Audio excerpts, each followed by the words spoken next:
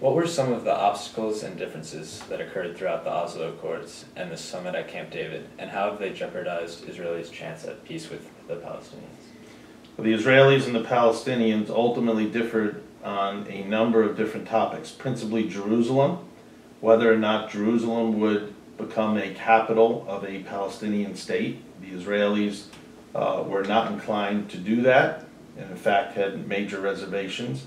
Also, Israel wants a guarantee that there will be no right of return for Palestinians back to Israel, and that the right of return for Palestinians will be solely to the new Palestinian state, and that's to ensure that Israel will remain a Jewish state in perpetuity, forever.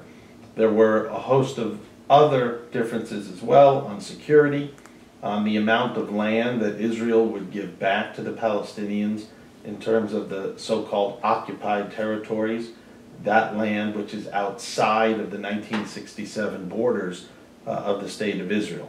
So there were a host of issues: land, Jerusalem, refugees, whether or not Israel would be guaranteed to be a Jewish state in effect forever.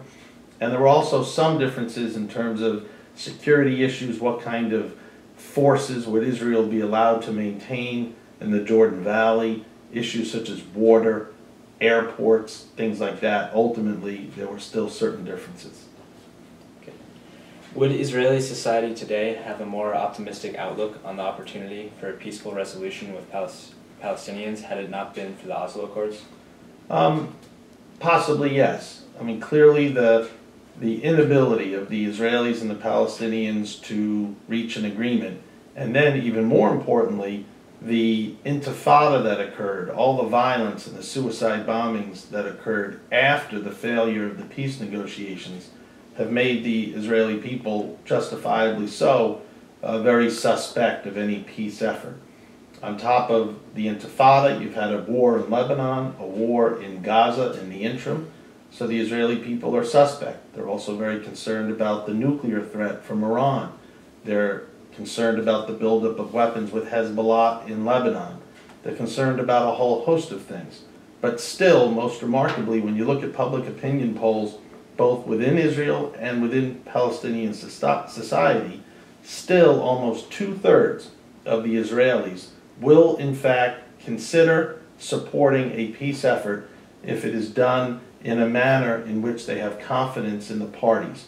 And what is now happening with President Obama's administration is the introduction of the notion that the broader Arab world must participate in a peace negotiation. Not just the Israelis and the Palestinians, but the Israelis, the Palestinians, Saudi Arabia, Egypt, Jordan, the broader Arab world.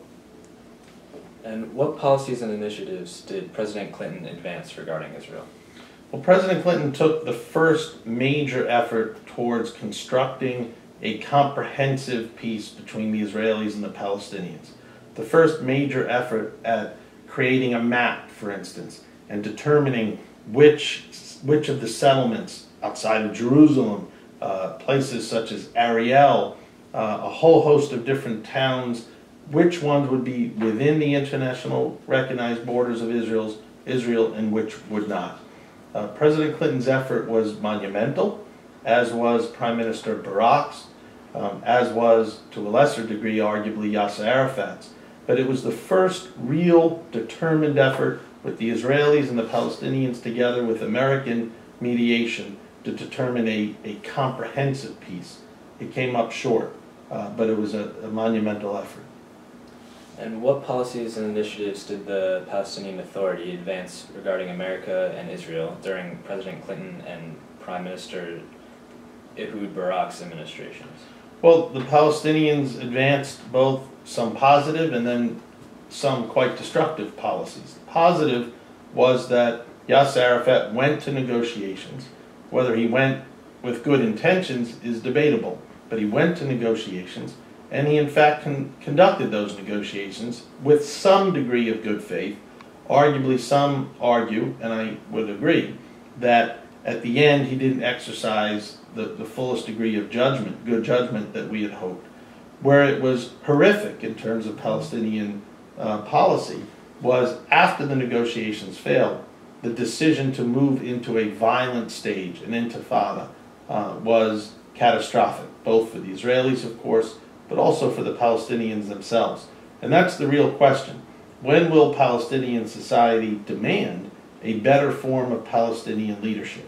And now we have President Abbas and Prime Minister Fayyad for the Palestinians, and they are, I think most would admit, a more constructive kind of Palestinian leadership. But the Palestinian leadership is divided. They only control the West Bank. And in Gaza, of course, is Hamas, and they do not support any peace effort whatsoever, and in fact advance violence all too often. All right. Thank you for your time. My pleasure.